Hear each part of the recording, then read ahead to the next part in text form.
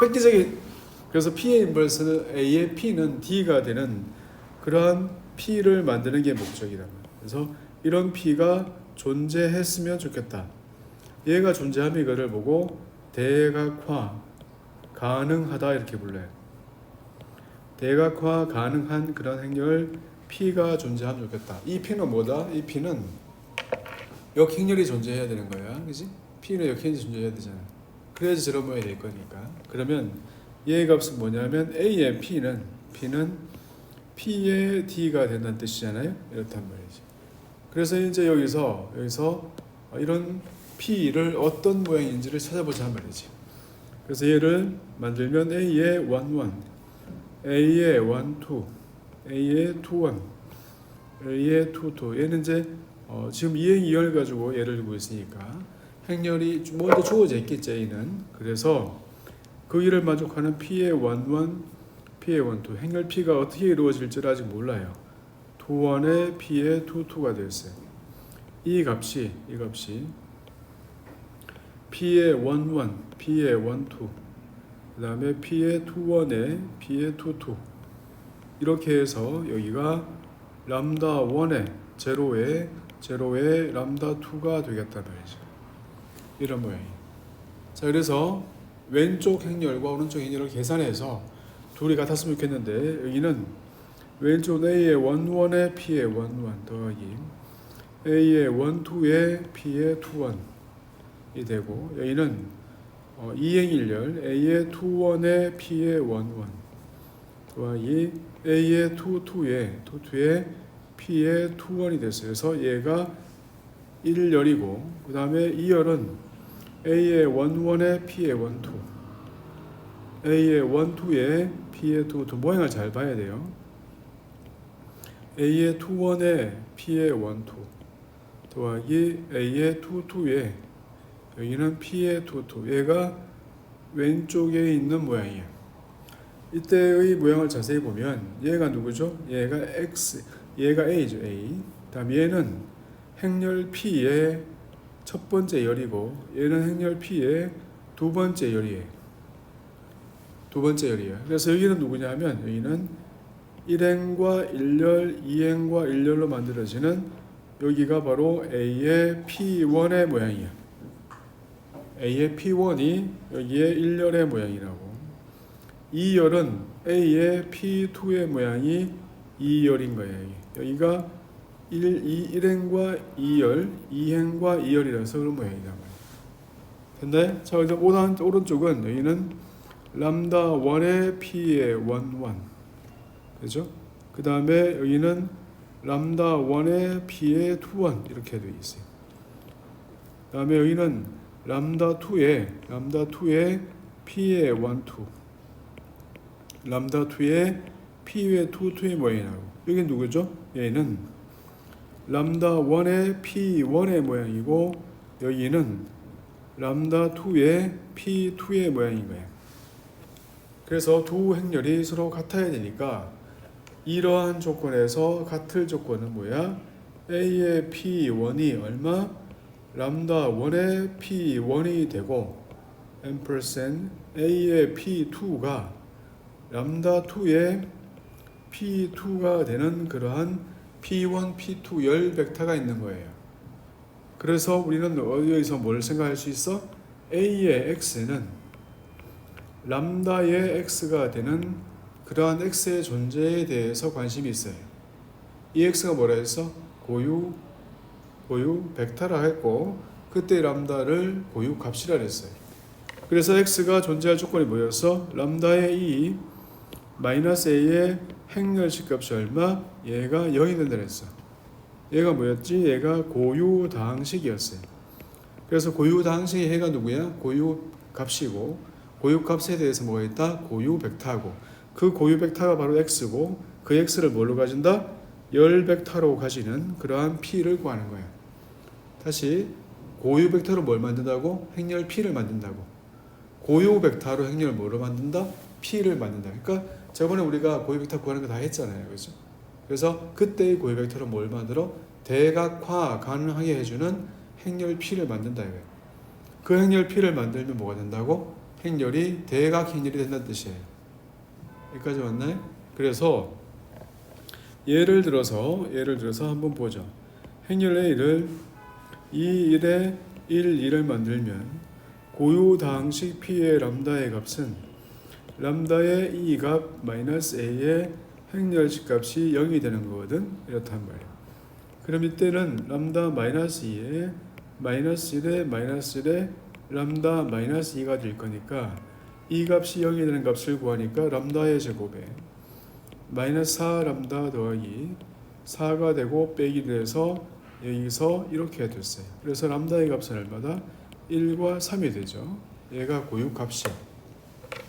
이 고유값에서 람다가 1일 때는 마이너스 x 마이너스 y 값은 제로가 되니까 고유벡터 그 중에서 하나를 골라서 이렇게 고르면, 두 번째 3일 때는 x 마이너스 y는 제로가 돼서 1일 때 1을 골랐어요.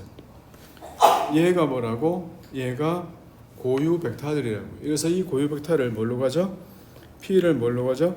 얘를 1과 마이너스 1, 1 고유 벡터를 뭘로 가진다? 열 벡터로 가진 행렬 P를 만들면 계산을 해보라 마나 이거 봐야 돼. P의 인버스의 P를 하면 뭐가 된다고? 고유 값이 남는다고. 고유 값이 얼마였어? 순서가 나들이 봐야 돼. 얘에 대한 고유 값이 얼마였어? 1이었죠. 그래서 얘가 1, 제로가 되고, 그 다음 얘에 대한 고유값이 얼마였어? 3이었죠. 얘가 0, 3이다. 그래서 얘가 이렇다는 뜻이에요. 이럴 때 어떤 내용이 항상 일치하는 걸 보면 여기에서의 K 리미트 정리는 얼마죠? A의 제곱에 마이너스 4A 더하기 3의 2는 제로거든요. 그래서 여기에서의 K 리미트 정리는 이거예요. 여기에서의 K 리미트 정리는 누구죠? 여기에서의 얘가 D니까 전체를 D의 제곱이 얼마? 마이너스 4D 더하기 얼마? 3E는 얼마다? 제로가 되죠. 그래서 케일리 해밀턴 정리의 모양이 어떻다? 같다 이거예요. 이걸 보고 행렬 둘은 어떻다? 서로 닮았다라고 불러요. 행렬 둘이 서로 닮은 행렬로 만들어주는데 행렬 A보다는 행렬 D가 어때? 훨씬 더 간단하지. 행렬 D는 누구니까? 대각화한 행렬이니까. 그래서 대각화한 행렬을 가지고 우리가 좋은 점이 뭐죠? 이렇게 하면 좋은 점이 뭐예요? 행렬 A가 어떻게 표시될 수 있어? P의 인버스에 A의 P를 하면 뭐가 된다고? 행렬 D가 된다고. 그러면 행렬 A는 뭐죠? A는 P의 D의 P의 인버스가 됐어요. 그렇죠? D는 뭐죠? 대각행렬이잖아요. 그래서 A의 N제곱을 할 때 어떻게 된다고? P의 D의 P의 인버스 다시 P의 D의 P의 인버스 이렇게 해서 몇 번 곱할 거니까 P의 D의 P의 인버스 하면 그때마다 가운데 있는 거 다 사라지죠. 그래서 사라져서 남는 거 얼마? P의 D의 N제곱에 P의 인버스만 남아. 근데 D는 뭐였으니까? D는 대각행렬이었으니까 얘는 얼마? 1, 제로에 3의 N제곱에 P의 인버스로 끝나요. 얘가 누구야? A의 N제곱이야. 그래서 행렬 A의 N제곱을 할 때 이거만큼 단순한 게 없죠. 이해돼? 얘는 P만 구하면 되니까. 이해됐나요? 그래서 얘가 바로 뭐라고? 대각화라고. 얘들아 봐봐. 행렬 P를 만들 때 지금 고유벡터를 2개 있잖아. 그지? 고유벡터 2개 있었는데 그거를 순서를 마음대로 했잖아요. 행렬 P를 이렇게 만들면 1, 1에 1, 마이너스 1로 만들면 그때 P의 인버스 A의 P는 누가 되겠어? 고유값의 순서 그대로 고유값이 바뀌어요. 순서가. 얘에 대해서 고유값이 누구였으니까? 3이었잖아요. 얘에 대해서 누구였어? 1이었잖아. 그지? 그래서 고유 벡터의 순서를 바꾸면 고유 벡터의 순서를 바꾸면 고유값의 순서도 바뀌는 거야. 이해돼? 그리고 이 결과는 곱해보지 않아도 항상 이렇다고요. 일부러 곱할 필요가 없다고. 그래서 책에 나와 있는 P의 인버스 A의 P의 모양을 볼 때마다 이거 전부 다 뭐랑 관계 있다? 대각화랑 관계 있다 생각하면 돼요. 이해했어? 얘가 뭐라고? 대각화라고요. 행렬을 대각화하는 거야. 뭘 구해야 돼? P의 인버스 A의 P는 뭐가 되는? D가 되는 행렬 P를 구하는 거야. 행렬 P의 열 벡터는 뭘로 이루어져 있어요? 고유 벡터로 이루어져 있어요. 오케이? 근데 그 고유 벡터가 어때야 돼? 역행렬이 존재해야 되잖아요. P가 역행렬이 존재하니까 이 고유 벡터가 역행렬이 존재한다는 얘기는 얘의 스칼라베가 얘가 될 수 없다는 뜻이야. 만약에 행렬이 이렇게 있는데 얘와 얘가 별 차이가 없으면 이거 행렬식 구하면 얼마나 오지? 0 나오겠지. 그럼 어떻게 돼? 이렇게 행렬이 존재하지 않게 돼요. 그래서 고유 벡터끼리 어떻다고?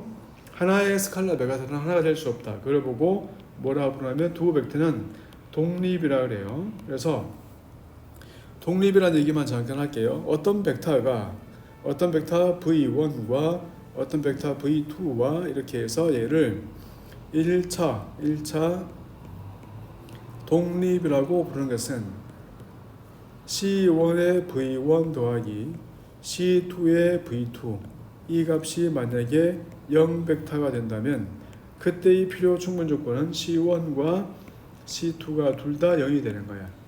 1차 독립이 아닌 걸 보고 리니어리 인디펜던트라 불리는데 1차 독립이 아닌 그걸 보고 1차 종속이라 불러요.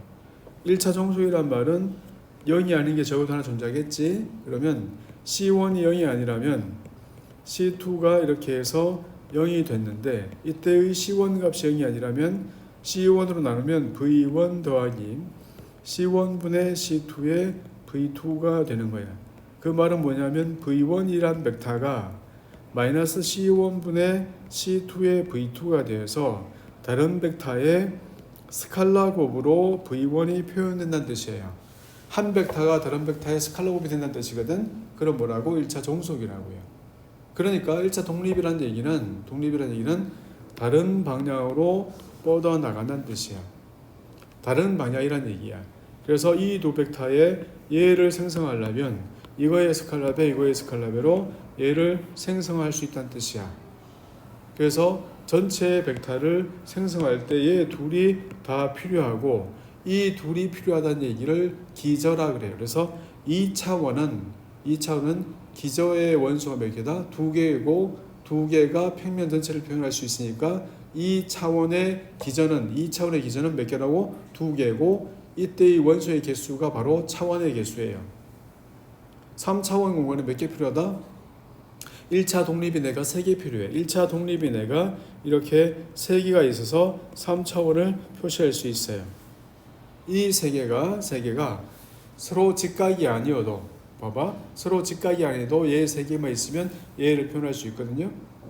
직각이어도 표시할 수 있겠지. 그래서 직각인 거를 보고 직교 기저라고 하고 직교 기저 중에서 크기가 이런 걸 보고 뭐라 하냐면 유닛이라 그래요.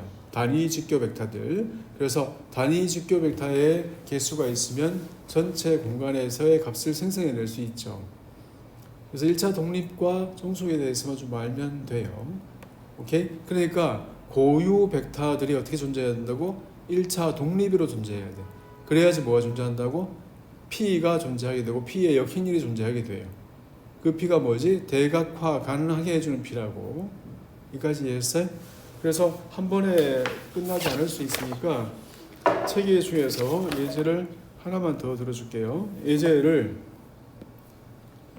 하나 더 들면 딱 이 정도만 보면 그래도 속도가 될 것 같아서 3의 1에 1, 3을 볼게요. 자, 얘를 대각화하는 게 목적이야. 됐나요? 키를 키워서 봐야죠. 안 보인다고 난처한 표정을 짓지 말고요. 앉은 키를 높이면 보이지 않을까? 자, 그래서 행렬 A를 뭐 한다고? 서로에 뭐 한다고?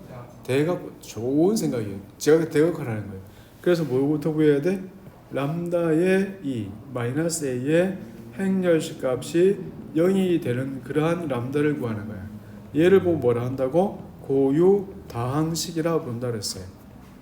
그래서 람다 마이너스 3에 마이너스 1에 마이너스 1에 람다 마이너스 3의 행렬식 값이 0이 되었으면 좋겠어요. 그래서 이게 람다 마이너스 더하기 8는 제로가 됐어요. 람다의 값은 2와 4가 됐어요. 얘가 이름이 누구죠? 아이겐 밸류, 고유 벡터예요. 고유 값이야. 이때의 고유 값에 대해서 순서는 자기 마음대로 해도 괜찮아요. 그래서 람다가 2면 여기 대입하면 얼마? 마이너스 x 마이너스 y는 0이 돼서 얘는 1 마이너스 1 해서 정할 수 있어요.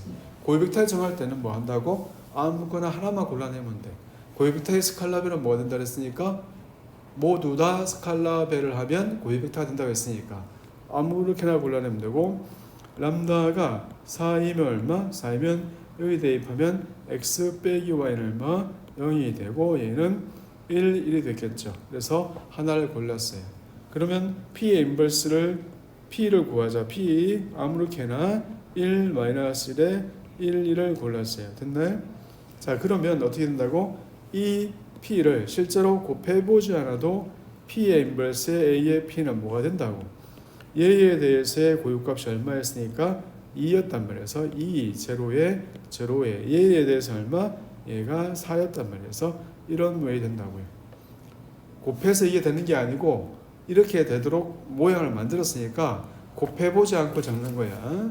얘의 순서를 P를 적을 때 1, 1에 1, 마이너스 1 이렇게 1, 1에 1, 마이너스 1을 적었어요. 순서를 바꿔왔어. 그러면 P의 인버스에 A의 P는 얼마 된다고? 얘는 4의 제로에 제로에 2가 된다고요. 오케이? 이렇단 말이에요. 이때 해서 대각화는 이렇게 하는 대각화가 있고 직교 대각화도 있는데 직교 대각화는 학교에서 안 배우는 것 같아. 오케이? 이해했나요? 그래서 얘가 오늘 할 내용입니다.